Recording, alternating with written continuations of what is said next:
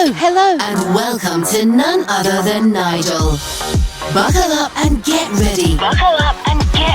For a fun-filled podcast dedicated to informative and knowledgeable topics and conversations relevant to music, TV, movies, and books.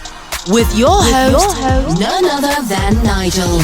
Listen and learn from industry professionals, entrepreneurs, and multi-award-winning special guests as we delve deep into in-depth discussions, ranging from topics relevant to the wonderful world of entertainment, living life on life's terms, and simply having fun.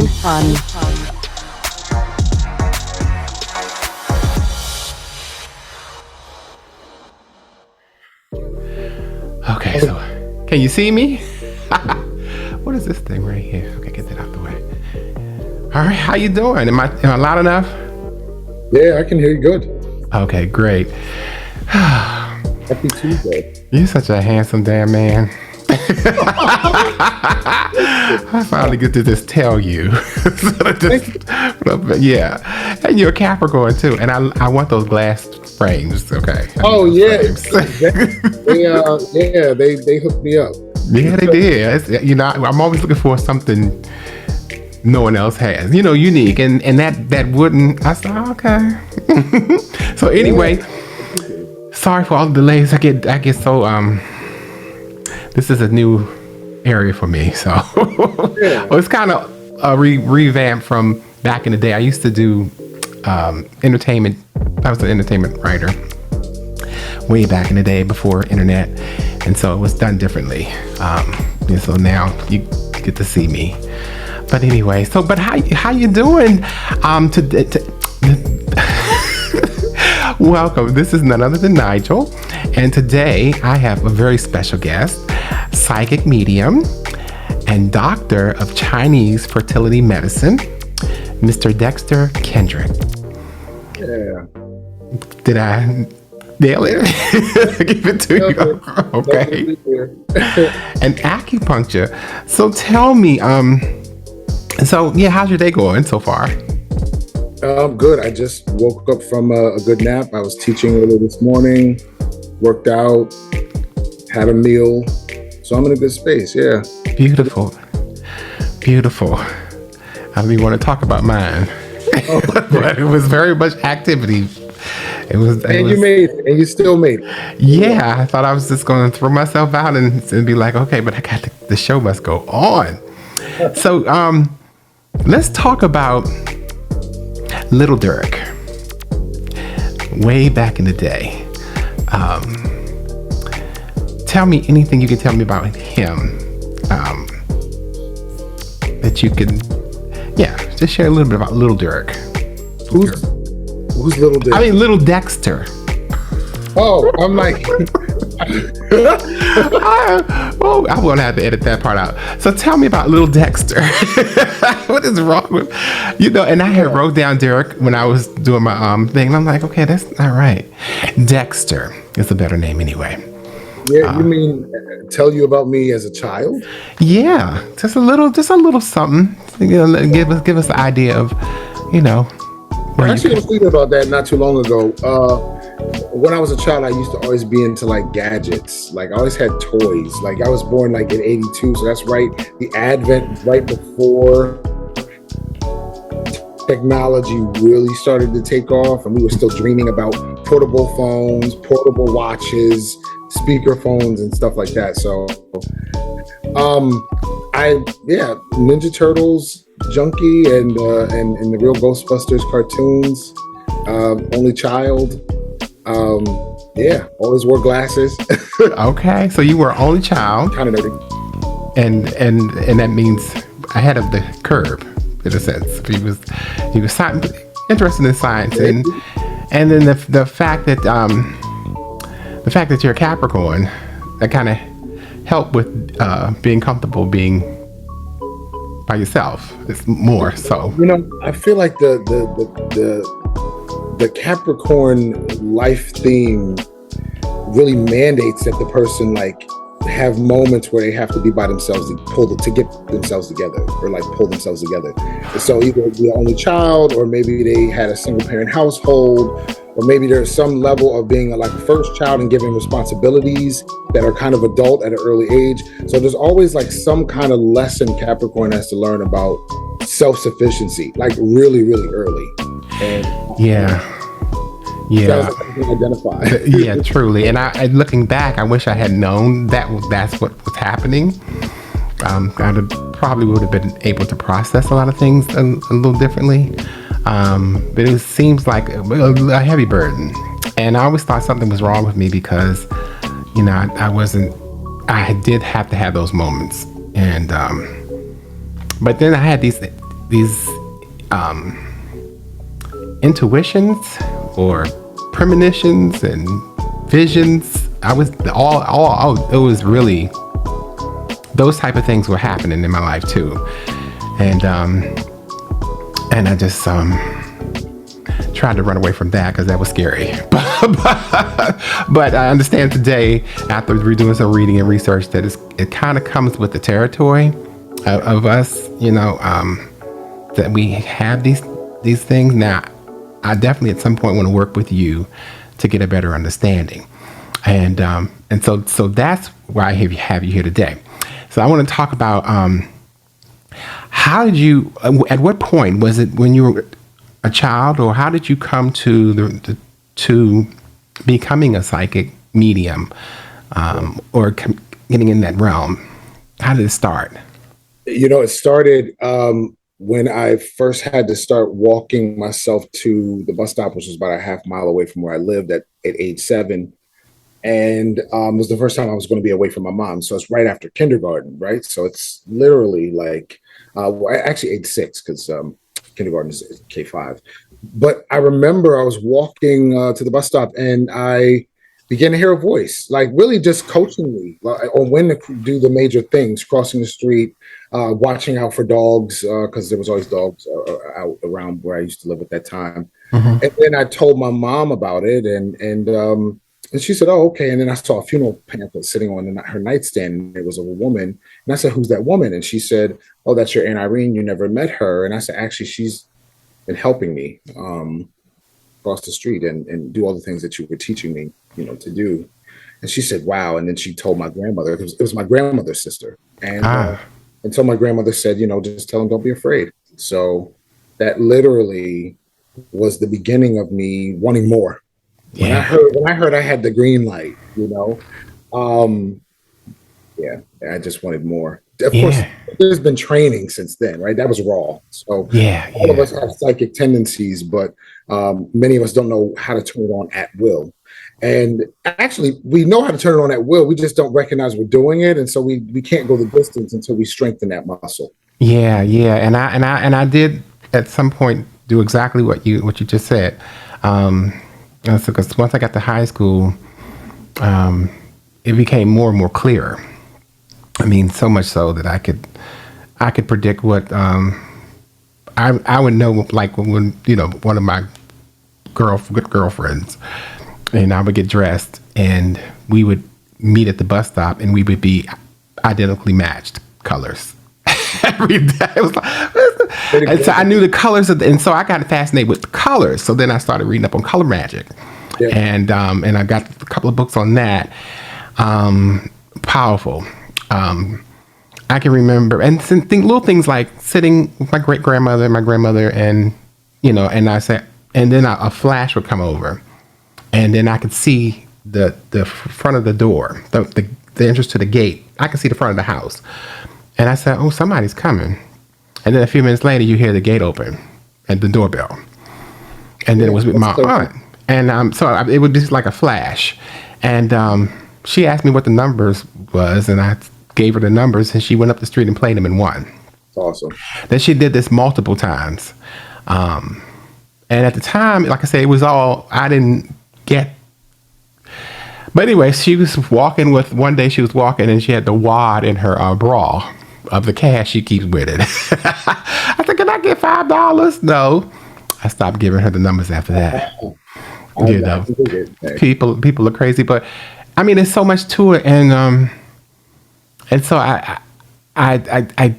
just don't want to be over talk. I don't want to ramble on, and because you're the professional, but my experiences have been, the most recent one was about a couple of months ago. I had a dream, and it was so real, and I was struggling. There was water.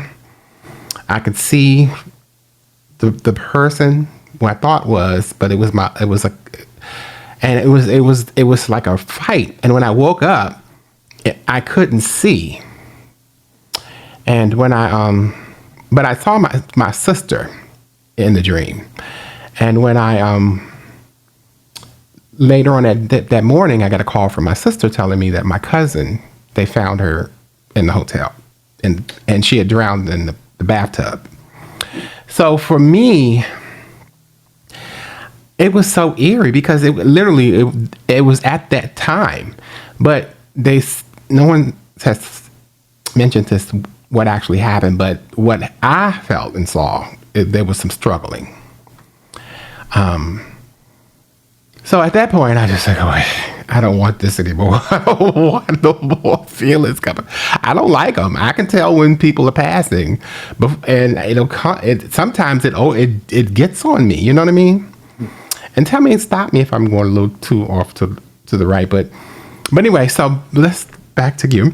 So so I think at this point I do want to learn so that I can better understand, so that I won't be so befuddled, or how do you say, or confused. I can know it. Hey, this is you, or no, this is something else. Kind of sense. A great way to be able to differentiate when something is yours and when it's somebody else's, like, of course, if you're in their presence, is to spend some time in solitude every day, because then you get to check out what your normal rhythms are, your baseline vibration is, right? If you're flustered over things that are already in your mind, then if it gets amplified, it typically means you're around somebody who's also, in worry or overthinking. But if you are having a calm day and you come into the presence of somebody who makes your body stiffen, or where you start to feel that you need to be guarded, then that's that person's energetic. So this is why it's important to have a period of solitude every day. It doesn't have to be long, but it really should. Before you become anything for anybody else in the outside world, we really all need the ability to tune into ourselves, because otherwise, and we're coming into contact with people every day, we're carrying all kinds of emotional material that can easily jump from one person to another. You've been around people who are irritable or irritating, even at hello. You're trying to get a conversation off the ground, and they're combative and challenging, and it's like, whoa, this isn't from me. Like, you clearly were walking around with something. So those are indications of different things that if we don't have a quiet heart, so to speak, we won't know. We might think that we just became irritable and came out of character, and that's not necessarily the case.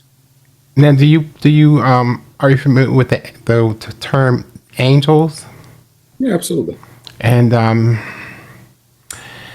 2 weeks ago, they were telling me, they were dancing all around me that particular morning, and they did everything in their power to not allow me to go to this particular destination. And normally, I through caution, I listen, but this particular morning, I just was like, got there and got robbed,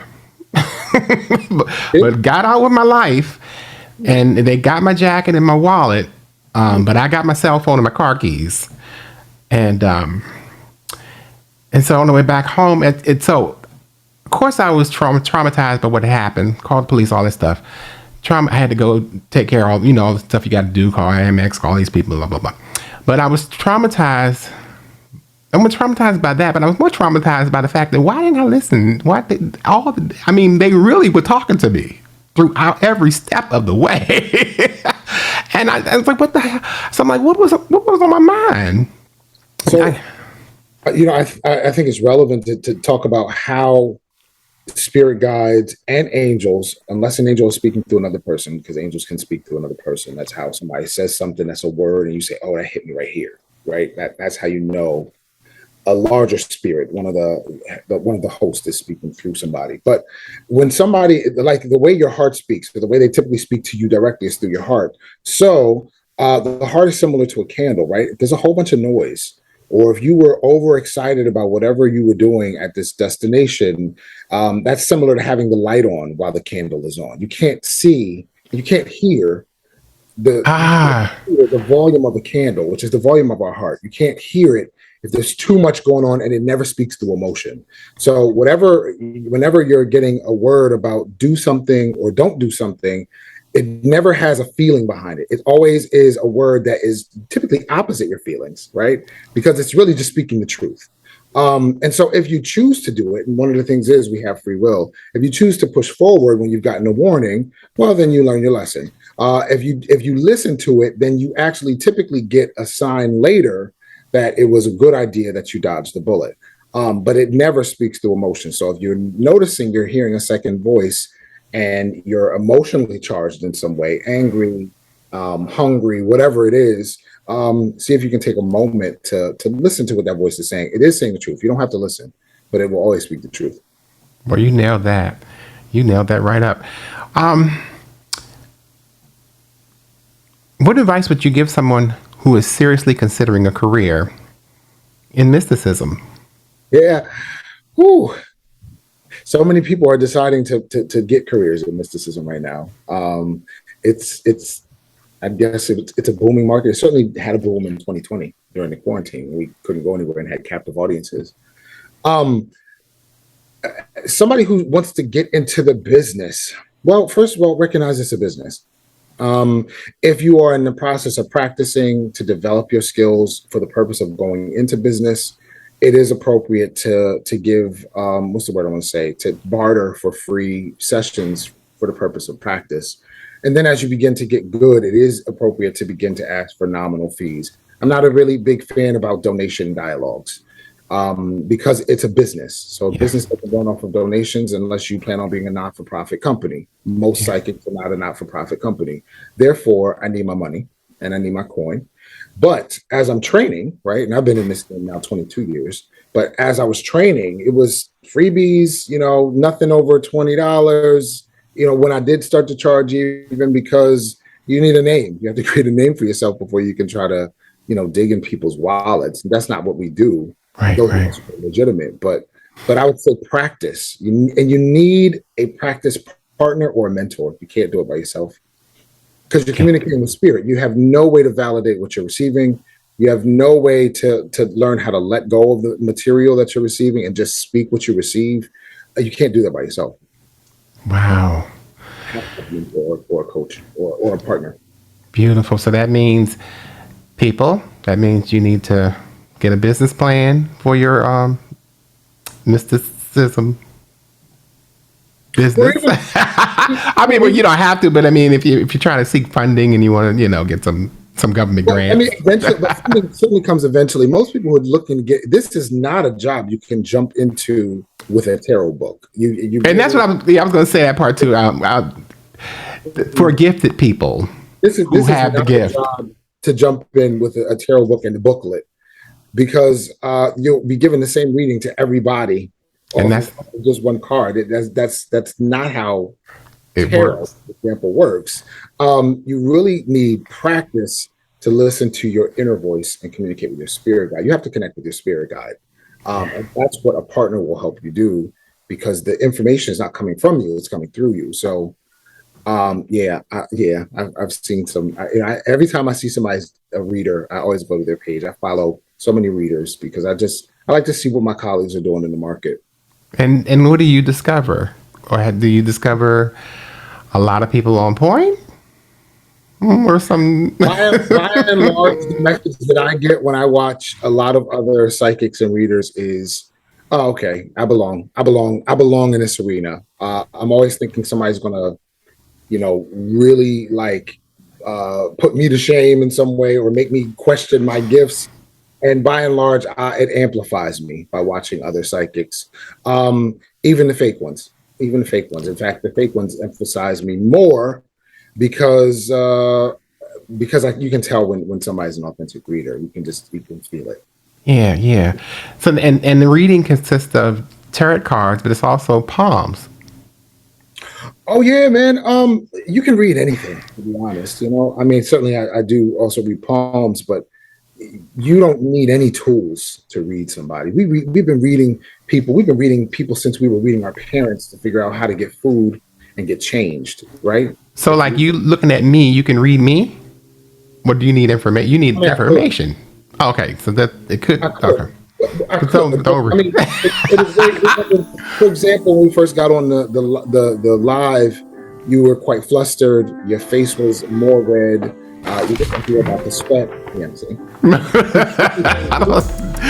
And so there was a movement that came off of you that was nervousness, but I just finished smoking the joint. I knew it didn't come from me. So when I say we read people all the time, it doesn't have to be a deep reading. It's just reading the room. Reading the room, yeah, it's a beautiful thing. So your gifts make way for you. Our gifts makes way for us. Yeah. So, what is there any time? What are some of the mistakes you made along the way? Obstacles you had to overcome?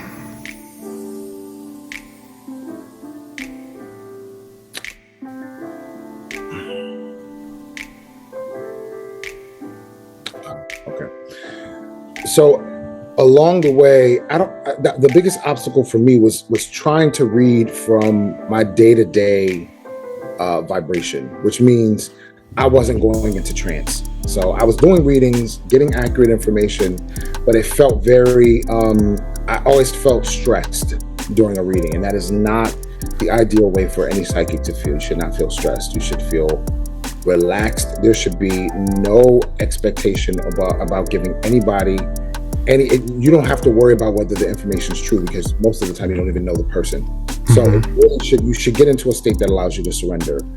Hypnosis is very helpful for this. But we all can hypnotize ourselves. Any psychic can go into trance.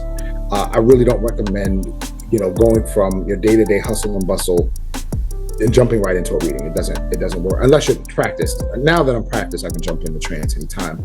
But I was not reading from a quiet place inside. I was quiet inside, and so my readings for me, I mean, I still got business. I was able to, build a business and a brand later, of course. But initially, my readings weren't at where they are now, and I think that's it comes with practice and time. Right. So the trance, that spiritual plane. Is anything special that it might be private, you might not want to share it, but is there any special scents, candles? Is it a special place in your home? Are you butt naked with oils all on your beautiful body? I mean, with the water dripping. Is it sex magic? What is it? Sometimes I would say that in order, we all drop in the trance all the time. If I asked you to tell me about the most intense part of your day today, your mind already goes somewhere. Right? My mind is there right now. Once I, for myself or for a client, gets you into a space that causes you to go inward, now I'm able to see. I can see inside. Once I get you to a space where you're looking inward, I can follow you. Does that make sense? It opens a door for me to kind of go in and read. We can do that for ourselves as well. There's so many different ways we do it. A song can do it, like a favorite song does it.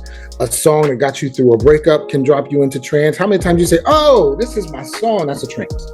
Yeah. You've been hit by an emotional movement, right? Yeah. And now the door is open. In fact, many of us go to those songs so we can find lessons that we learned during that period of time. It's a way to search. It's time travel for real. Yeah. I like when I go to my Parliament music, or even when Shaka does "Whoa, whoa, whoa." To me, that's like chanting.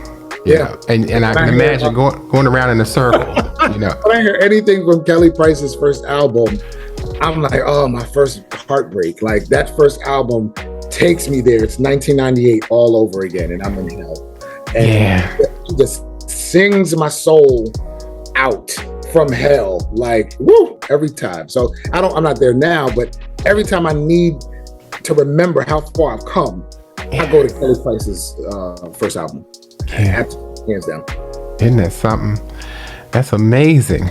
Were you always, and I think I asked this before, but were you always psychic or? We're all psychic. Babies are even more psychic than adults. But as we learn how to function in day-to-day mundane reality, making the bed, checking the clock, going to the bathroom, all that type of stuff, it gets loud. Life gets loud, and we typically lose it. So that's what I was going. Yeah. So do we lose it? We don't lose it. It just goes quiet. It's on the back burner. It's in the. But it's still there. It's with you. But we have to. I don't know.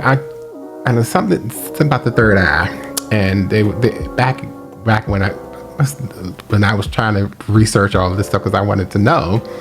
They were saying there were some exercises where you focused on the red thing. And anyway, but yeah, so it works, and I don't know why, but I didn't stay with it. and this is what I have found that by and large frustrates so many people. Not everybody can get comfortable doing things the same way. So as far as meditation is concerned, the first thing you're going to do is get rid of sleep. If meditation for you means sitting still, and that's what you're guiding me through, I'm falling asleep. Don't ask me anything you said. I'm tuning it out. Yeah. That doesn't help me to drop into trance. What helps me to get into a meditative state or a quiet state is actually some physical activity, running, elliptical machine, washing dishes, cleaning the house, something that gets me in my body and out of my head. So I have to get in my body. And there are a lot of people who dissociate from their bodies, right? They're in an uncomfortable position even when they're sitting, and it's too annoying to even change the position, so they stay and wait until their leg goes to sleep. Like, people like that shouldn't be doing sitting still positions to get into trance because they're already cerebral. They're already in their head. So their head is too loud. Their mind is too loud. They have to do things to get in their body so their mind and their spirit can travel. And oftentimes we're doing it, that's because yoga and all these other, what's the word I want to say? Cardio? Oh, no. Gentrified East Asian conversations, everybody's doing the same shit and it's boring. Yeah. So you gotta loosen it out.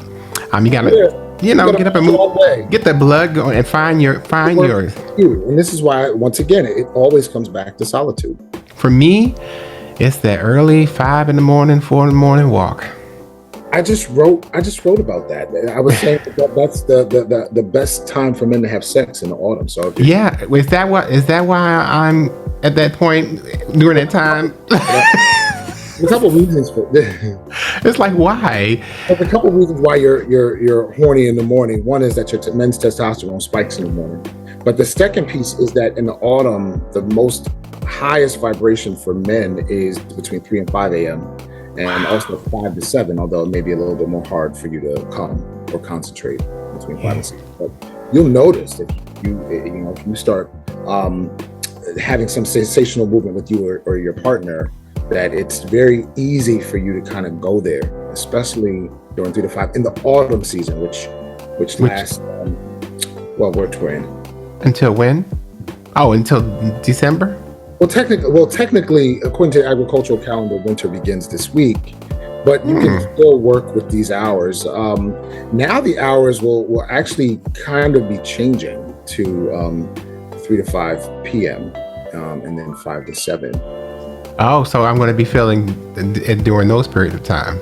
A little bit more. It's going to start getting darker earlier. So you'll notice that the darker periods are going to allow you to more easily get into the sensate focus of your body, unlike at other times of the year. Summertime, you're probably horny all the time. Like this because men's juices vibrate to the season. So when it's hot outside, so are men. Men are hot inside.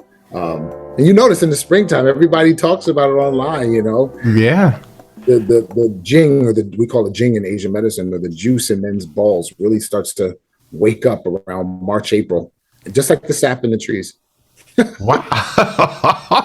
Oh my goodness. So tell me more. I didn't know. So that part, that's that's sexual. So that's part of it. Sex. Part of what? The healing. I mean, medium. Well, Or is that another? Is that another aspect of what you do? oh well, I mean, well, you know, as a doctor of Chinese fertility medicine, I mean, Oh yeah. Okay. the way Duh. babies get accepted, you know. So sex is there's magic in it. A little. I mean, there is some magic in sex too, right? Oh, absolutely, yeah. There we share our essences, bodily fluids. They say the elixir of sex in Chinese medicine is spit.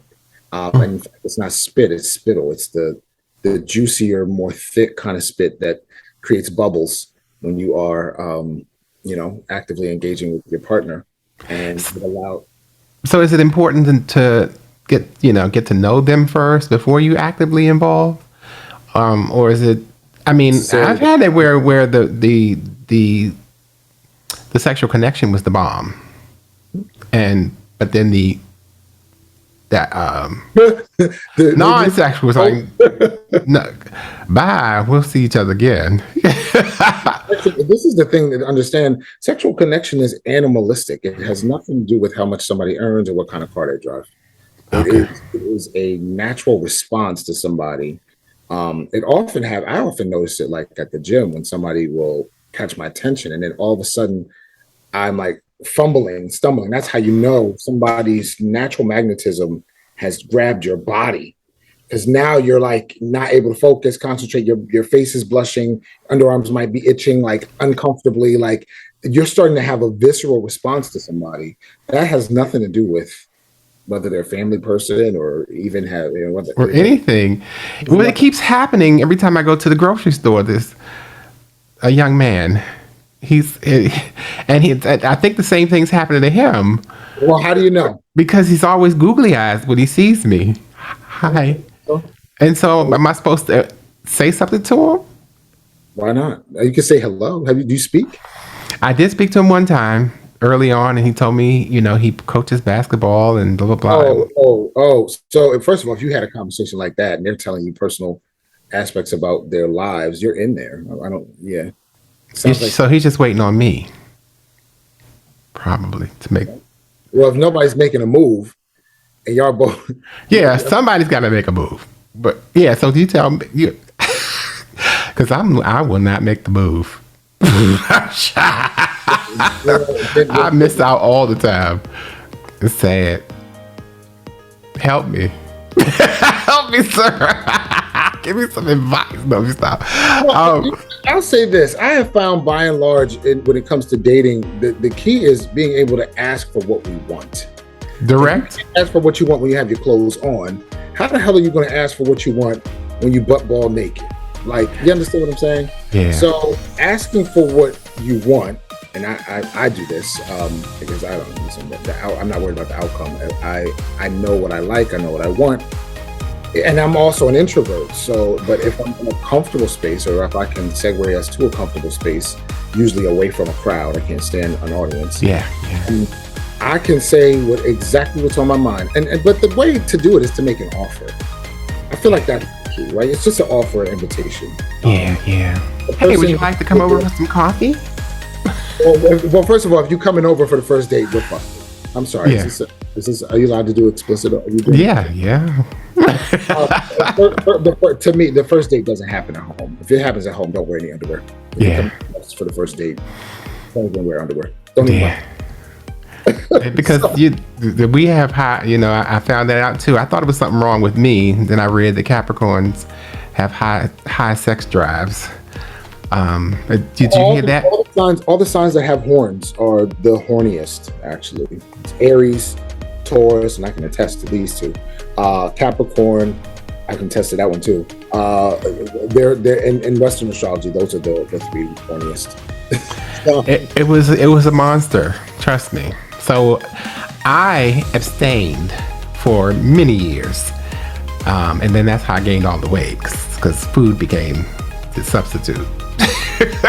But then gotta go out delayed. What are you waiting on? But then when I got back decided to get back, it was like I had unleashed the beast. So I don't know. What season was it that you got back into the game? What season was it? This was last year. It's only been a year. What season? Oh. What month? It was in the summertime. That's why. It's really, the desire factor for us is really intense in summertime. That's why a lot of people by August are having a love hangover, regretful. It doesn't have to be that way. The key is pacing ourselves. We have to have a little bit of pacing in the summertime because it's very easy, especially for men, to just see red and to really kind of go off the deep end. In fact, unless I'm dating somebody, like already, I don't date. I will have sex, but I don't date in the summertime because the emotional energy is very, very high. It's hard for people to get a relationship off the ground in the summer. Right. It's okay to go deeper in the summertime with somebody you're already in relationship with, but it can be very hard to get it off the ground. Very challenging. The universe is not prone to silence or listening or intimacy.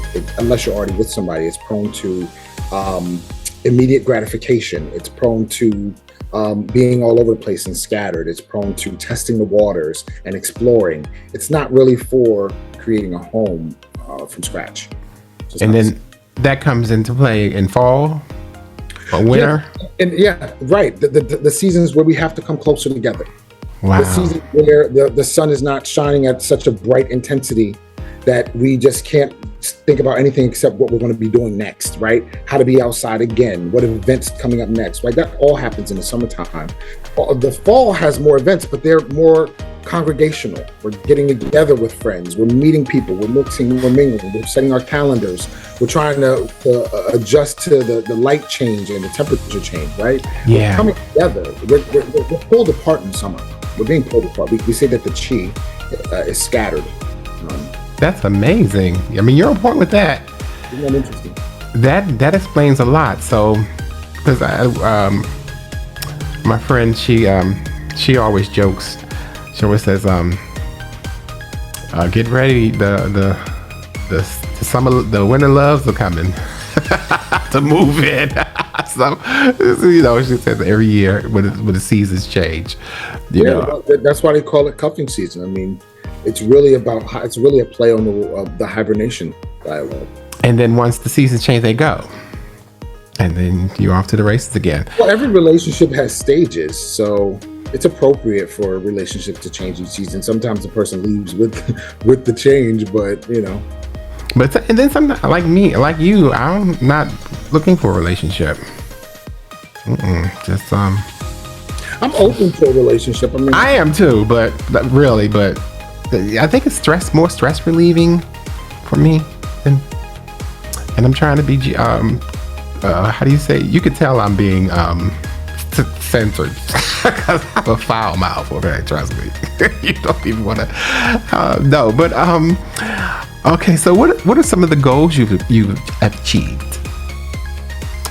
Just maybe a couple of goals you have achieved that you probably didn't think you would, or in 2020 when I started going live on Facebook and started charging my audiences for private sessions, I made enough money for PayPal to out me to the IRS and then to incorporate myself as a business. So I would say that that's a success because it represented to me that psychics can make money to pay their bills, and we can offer a service to the community at large.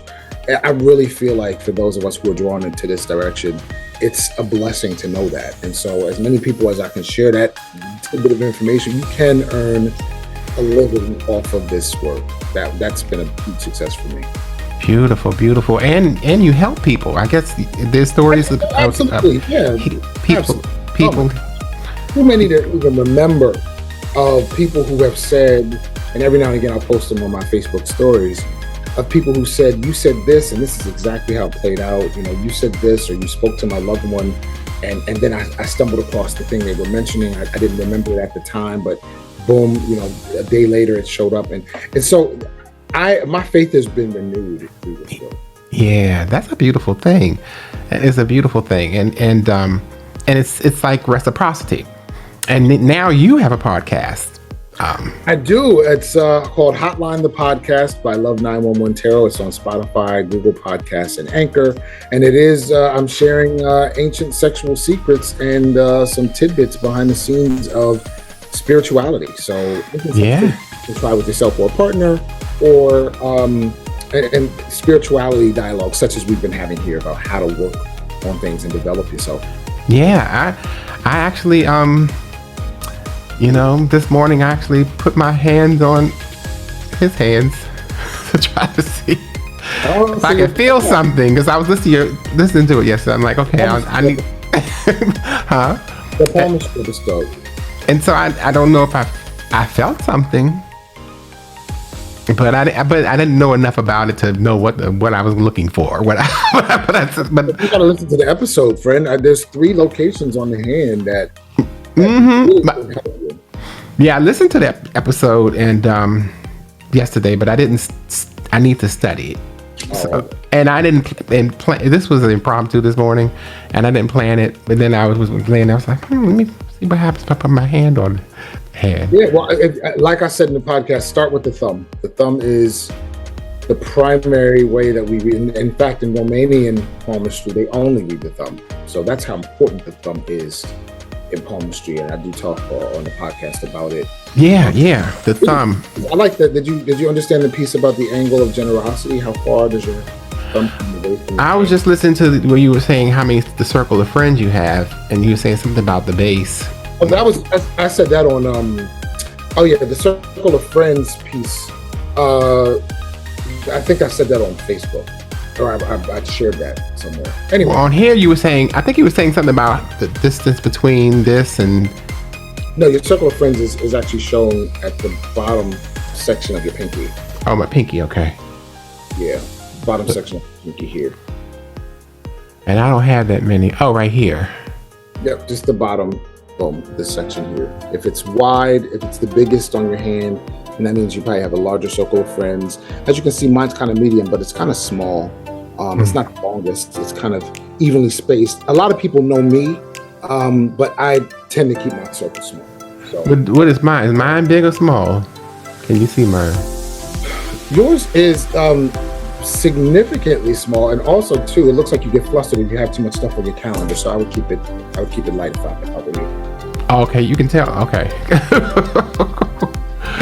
Is that true? Yeah. I just want to scream. Too much on your head. I can see that. This portion of your pinky is very much shortened and pink. So if it gets too full, it would be uncomfortable, right? Like, let's say if you cut the blood circulation off here, that means if it gets too full, or if your schedule gets too full, you can't process. And then you look like you rush and fumble stuff, and that looks uncomfortable for you. Yeah. Glad you told me that. I didn't know that. Okay, but anyway, but the podcast. So everybody, please tune in, support. It's on all the major platforms, and I love the little artwork with the little phone. Yeah. And sex. I've been following you for a while, so I can just say it's intimate, it's hot. It's everything, so talk about that. How did you, because you didn't come into that. I mean, I'm sure it was a process of coming to the comfort zone or just coming. How did you in that direction? I would probably say that I chose to do this angle of the podcast because I see when it comes to Chinese medicine and acupuncture, a lot of people are saying the same shit. It's boring as hell to me. If everybody's saying the same thing, everybody's saying nothing, right? Yeah. So as far as I was concerned, I am treating I didn't even want to work with fertility patients, I promise you, because I found them to be too aggressive. They're really intense. They have to get pregnant now. The clock is ticking, yada, yada, yada. I just want to scream. And then that's who started coming to me after I helped a couple people conceive naturally, but surprisingly, it's actually through helping a patient relax that nature can finally have the floor, for God's sake, right? So, but in the process, I learned a number of different things that just aren't taught in school, that are also part of Chinese medical philosophy. And so, when we're talking about getting pregnant, we're talking about how to get pregnant, right? Okay. And so I just figured, why not have a conversation about this? My friends say I talk about sex all the time, but I think that sex is natural. I talk about sex, in certain circles very blatantly and very unabashedly. You're going to see, especially in next week's episode, which I'm kind of nervous about, the episode's entitled "How to Train Your Nipples." Oh, wow. So is that a service you offer too? Donations. well, via the podcast, but I'm sure there'll be a class coming eventually. I was telling a friend of mine, like, with some of the material that's already lined up and scheduled to be released, because I pre-record my questions. I'm probably going to have to go on camera, and work with the dildo at some point, because it's one thing to talk about it, but as you saw with palmistry, like showing you something, a little bit different. And so, I'm sure that there's definitely going to be some coursework coming for grown-ups, but this is a grown folks conversation, and everybody's fucking. Yeah. Yeah, beautiful. It's a beautiful thing when having sex to get pregnant, and people are coming to me in my professional capacity to talk about getting pregnant, but we're going to have a conversation about getting pregnant or having fun, because my religion teacher in 9th grade said if God didn't make sex good, nobody would have it. And I said, you know what, sis? she nailed that one right. You got a point. Yes, she did. Yes, she nailed that one. She was a former nun, but she left the convent. And I don't blame her. I don't blame her either. So, I think it's a beautiful thing. Sex. It's what people do every day. Every day, and it's good. And a lot of people have questions. And a lot of people do it and don't know how to do it, and don't know what they're doing. After a certain stage, we stop having sex education. Unless you come across something on Netflix or Hulu, and you have the time. Who has an hour? Nobody has an hour to watch a documentary on sex and sexuality. And that's why my podcasts are shorter. Tidbits, and then the goal is hopefully go out and play, go out and try some of the tips and tricks that I'm telling you. Test into it and see. That's the essence of any scientific medicine. Yeah, and the acupuncture. So now we can book sessions with you, or to get acupuncture. That's the little needles. Yeah, well, is that Chinese medicine? So I don't just do acupuncture, but yes, I also am a doctor of acupuncture. I do treat patients in the Baltimore area. I'm working at 3 locations, and so you can book me. It's right on the link in my bio at Love 911 Tarot. Right. So that's right, because it's 2 facilities. It's 3. I knew 1 facility, but you said 3. Yeah, there's one in the Remington area of Baltimore. There's one in Canton. And there's one in Pikesville. Okay, good. And we can just come in there. You just book right online and come through. Most insurances are accepted, so I'm an in-network provider. So for a person like me, would it be to anxiety relief, or is there some goal I would, So a lot of people come to acupuncture with pain diagnoses, right, or issues. They don't diagnose themselves, but issues that are painful, either physical or emotional. Or they're coming with a goal in mind. Something has been around for a long time. I'm curious how it can be different. I want my body to move a certain way. I'm curious how it can be different. I'm trying to get pregnant. I'm curious how I can achieve that, right? Ultimately, too, even if people are doing well, and this is the thing to understand, we still recommend people get treatment, right, which is just an alignment every season. So once a season, right? We're entering winter, it's appropriate to be seen. If you've not been seen if you have an acupuncturist, that would be the time to see them, like when the season changes. So now, right? So you can readjust, because we're readjusting. We eat differently, we dress differently, our bodies talk to us differently. People are already starting to get sick, which tells me that they're still moving according to a previous season's temperature. The climate has changed. A cousin of mine said the other night, why do you have that coat on? It's 50 degrees out. And I said, yes, but the temperature of the wind has shifted. The wind is hitting colder than it was hitting in August. It's not the same wind. Definitely not. She was getting over a cold, and she had a flimsy leather moto jacket. I understand you have an outfit you want to wear to the function. Put a coat over it until you get inside. Yeah. Well, let's talk about the fruits. The fruits of your labor. Okay. What do you do in your downtime? Rest and relaxation. And do you cook? And what would you consider is your best dish?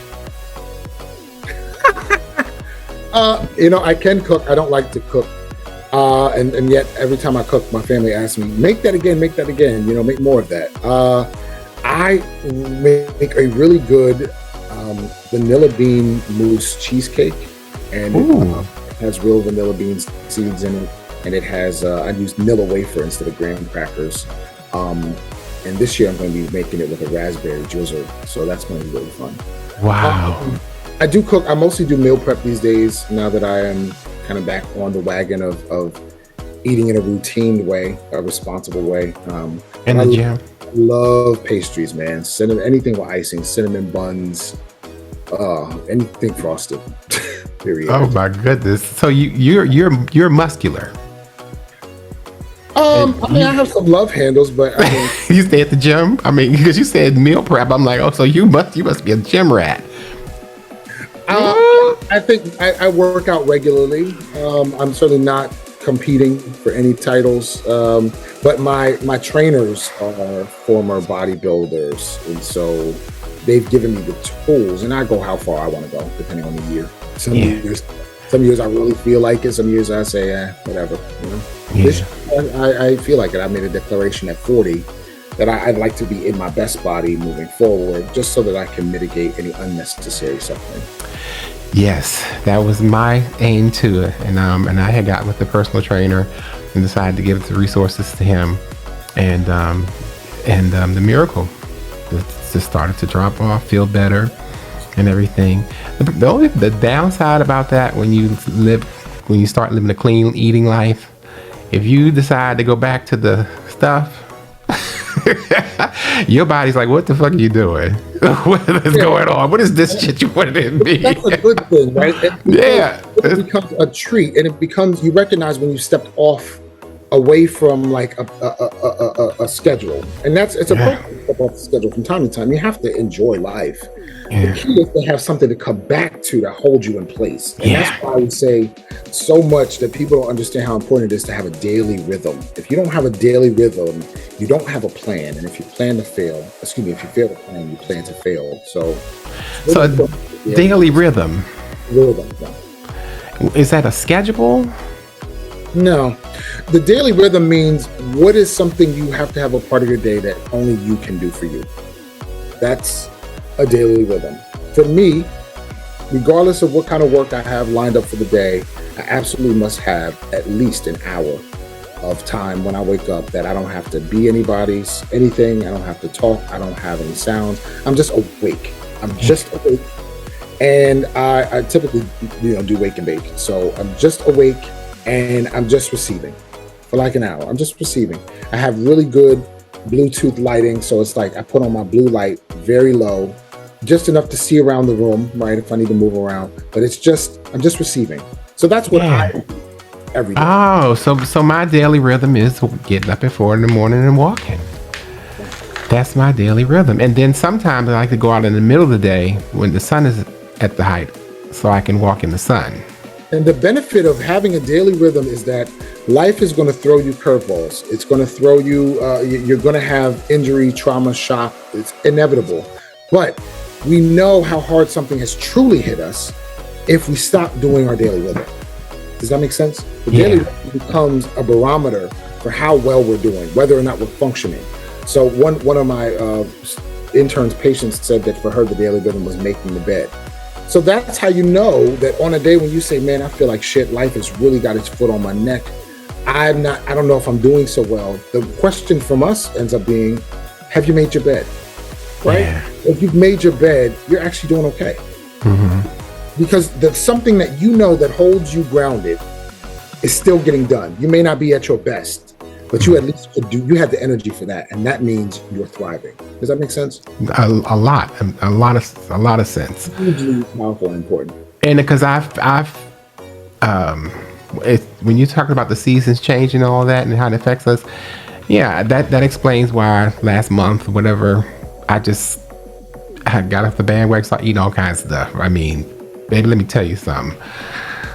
I don't know if we have Wegmans up there, but we have Wegmans, and I go to the seafood department and they have the fresh lobster claw meat that's cooked, and I get that, and I make me some lobster mac and cheese, but not the little mac thing. I got the, all the little different kinds of pastas.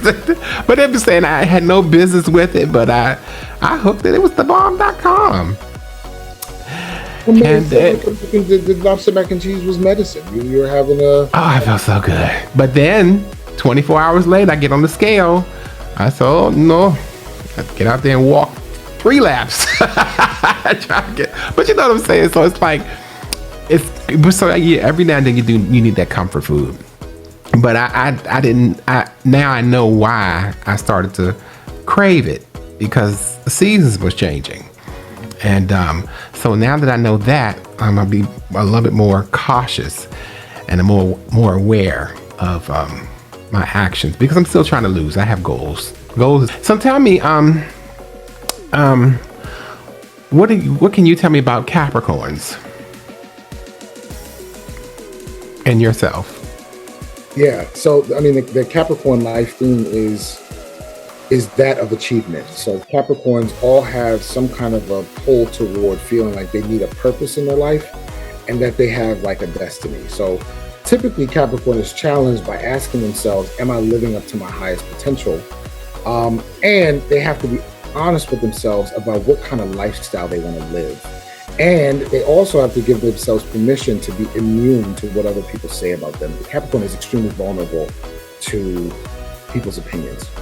They may play it off, but they are extremely vulnerable. It typically comes through some kind of a wound that happens when they're younger, where they're evaluated either by their peers, usually by their peers, in a way that is insulting in some way. While other people may not necessarily think it's a big deal, it typically has a gnawing kind of a feeling. It either comes from an authority figure or their colleagues at some stage that makes them feel inadequate. And that actually is a beneficial gift that Capricorn has to learn to become immune to any dialogue of inadequacy, because it's a lie.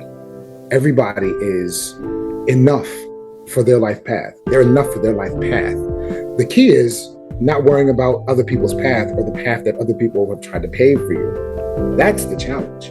That's the only time Capricorn comes under vulnerable scrutiny and other people can put their foot on their neck. Only when you're trying to fit in and follow somebody else's path for yourself. So it's bigger than just, Capricorn's cold, Capricorn's mean, Capricorn's a loner, Capricorn's a snob. It's so much deeper than that. And also Capricorn really needs to have a solid home life, because they have to be able to turn away from what the public is saying about them. Every Capricorn, I don't care if they're 5 years old or 50 years old, comes into contact with their reputation somehow, either through rumors or through being on a stage or a platform. They have to be evaluated. They have to do their living work in front of an audience, even if it doesn't even have to be a big audience. Yeah, like I'm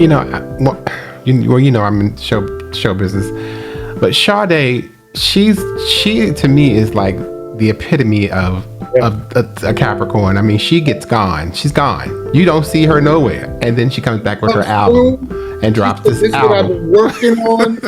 I love it. I love it. She goes on the tour and bye. Till next time. I'm like, wow. But then you look at Mary J. Blige, Capricorn. Well, and now Mary's career has, especially her music career, has become a bit of a burden to her. I can feel it. I don't know if anybody else can feel it. Yeah.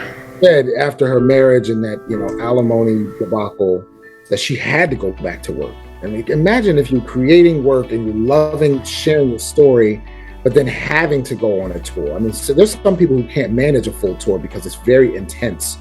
It killed Michael Jackson, So for her to have to go back on tour, imagine her relationship with her music right now. Yeah, and then on top of that, she still has to go through the process of that grieving and trying to let that go. In front of an audience. You're absolutely right. In front of an audience. Imagine. But she looks good doing it. I mean, her people make her look good. That's another interesting caveat of Capricorn is Capricorns look radiant while they are in the suffering. Yeah. People think we don't hurt. I shit you not. Every time, and I've been fired from a million jobs, and I work as a professor at a university. I work at a practice. I mean, I've been fired at that level already before. So I've had things that would humiliate most people. It's water off my back at this point. To get fired is like, oh, okay, we back here again. Like I've started over so many times that I just do me now. Yeah, it's like, okay, next chapter. I'm gonna take it a little bit anyway. Yes, if it don't work, you'll fire me. Like, yeah. So whatever. Like, I'm just myself. And I think I would say that I'm mastering this life lesson. And any Capricorn who is learning how to just roll with the punches, the valleys and the peaks and the valleys. You think about a mountain goat. They spend a lot of their time at the height of a mountain in solitude, but it takes a lot of work to get there. Not every animal can follow them up that mountain, period. Yeah. Don't have what it takes, because the mountains are dangerous and treacherous, and some of those steps are really, really thin. You have to lean the right way. So Capricorn learns flexibility, and by the time people really get to celebrate Capricorn, it looks like they've been on top the whole time, and that's not the case. It's typically 7 years behind the scenes that gets and tons of rejection, insulting comments, self-talk that's negative. They have to fight through so much to get to where you can even see. Yeah, that brain. Yeah, that part. Yeah, yeah. You're right. You inspire me. You definitely inspire me. Yeah, in more ways than one. I want to thank you for having me on your show. Thank you so much. Please have me on again. It's great work. I'm glad to see you stepping in the ring and doing this. Yeah, they told me that you should do it, so I said, okay, let me try it. And I like it.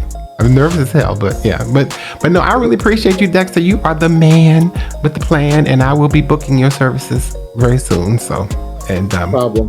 Enjoy. And I want them glasses too. Okay, I'll talk to you soon. All right. Thank you so much for listening. Be sure to tune in for another exciting and fun-filled episode. You do not want to miss it. Follow me on Instagram at NoneOtherThan Nigel. Like and subscribe on Facebook. Interested in being a guest on our show? Or have a topic or show idea in mind for me to consider? Just head over to NoneOtherThanNigel.com.